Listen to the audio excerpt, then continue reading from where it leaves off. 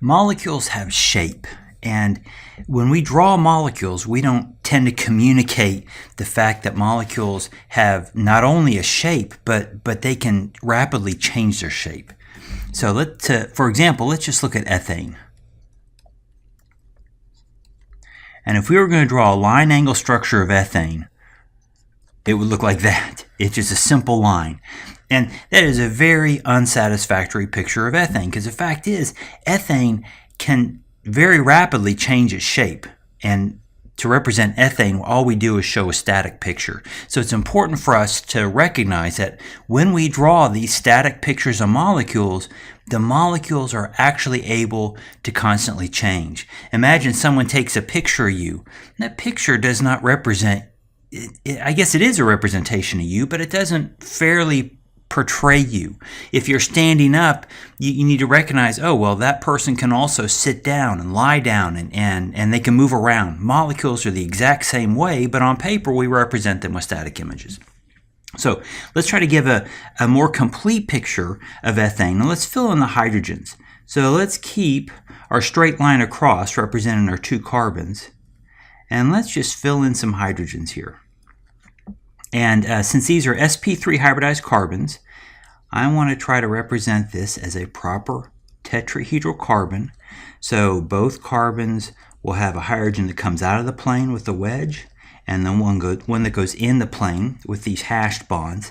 And this is now a fuller picture. It's still a static picture, but at least gives us a sense of things are coming on and off of these carbons. And the feature I want to highlight is the fact that there's this carbon-carbon sigma bond. And this carbon-carbon sigma bond can freely rotate. And you can imagine if you spin this bond, then you're going to change the orientation of these hydrogens on these carbons. Now this type of picture is called a sawhorse diagram.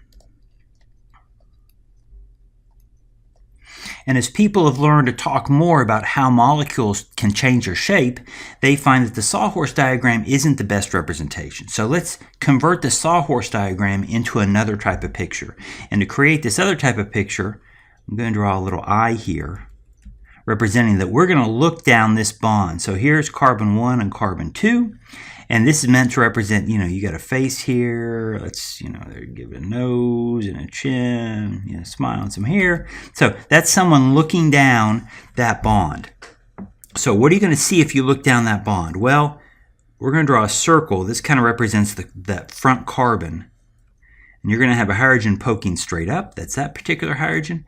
And then two hydrogens going down to the right and left. Beautiful. And behind carbon number 1 is going to be carbon number 2. Now we can't see carbon number 2 because it's behind carbon number 1. But off of carbon 2 are also going to be three hydrogens, and they're going to be oriented in about the same way. Now I don't want to hide those hydrogens, so I'm just going to kind of draw them really close to the others.